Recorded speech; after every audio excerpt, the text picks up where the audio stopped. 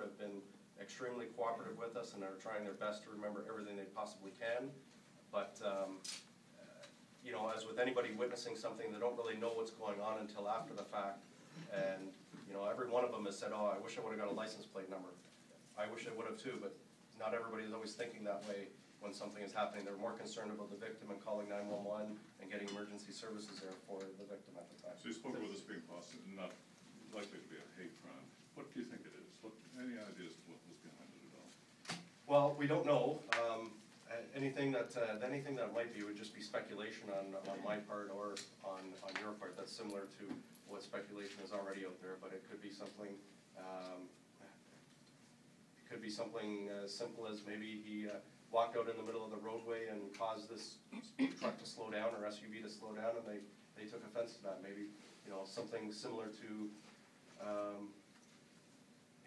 There was a lot of construction on Adelaide that night as well, and if he was walking on the roadway, maybe as he's crossing the street he bumped into the car because the traffic was going a little bit slower, and they took offense.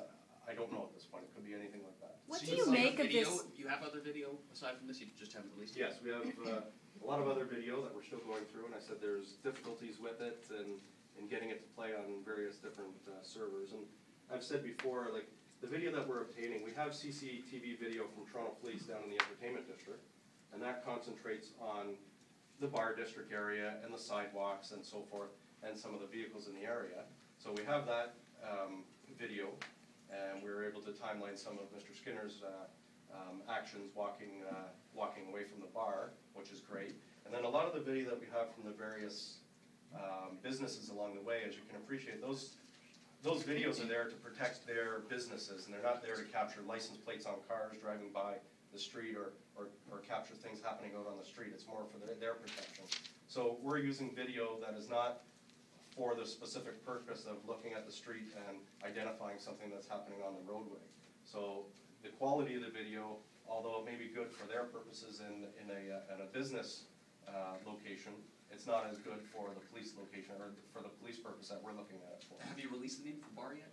No. Are you going No, to? not at this point. We still have other people to interview and other people to speak with, so I'm not going to release that. Why would you at this point? I mean, you think that would be helpful to jog memories of people who might have been there that night? Well, it doesn't come into play at this point. We want to have a chance to speak to witnesses prior to putting it out there to the media what bar this happened or what bar Mr. Skinner was at. What do you make of video this? of the crime taking place itself? No. Physically No. You do not. Not at this point, but again, we're still gathering video, and whether or not one of the ones that we have yet to gather captures that, I don't know yet. What do you make of this crime? I mean, a young man walking home alone, beaten, and then driven over by an SUV. Oh, it's you know, I've never seen one quite like this in my tenure at the homicide squad. It's the first time I've had one like this. It's a very cowardly act that the driver, and I can say this for the other people that are in the vehicle as well. We know that there was at least maybe three others, 1, 2, or 3 others in the vehicle with the driver. As I said before, one person was driving this car. It's one person's foot is on the gas pedal, one person's hand puts it in gear. If he made that choice alone to engage it and drive over Mr. Skinner, then a lot of this is going to be on him alone. If the others in the car had some influence over that, then they are just as culpable as he is.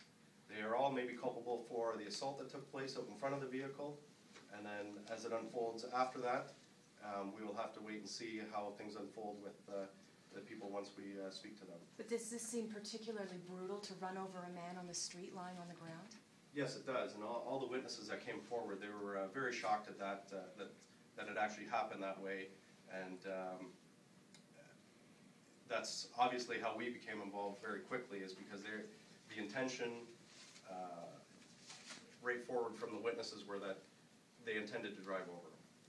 There was no hesitation in the statements that it was a deliberate act. Stacey, you said that there were witnesses there. Did none of them realize that this one individual was being harassed by 4 others?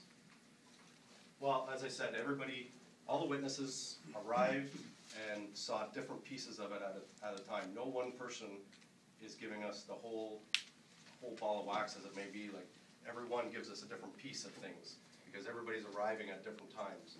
So they're putting together little bits and pieces just like we do as a puzzle and put it all together to try and formulate what actually happened. How long did this altercation take? Like, from the point where he was being, swarmed to the point where he was run over, how long did that all take? Again, we have varying accounts.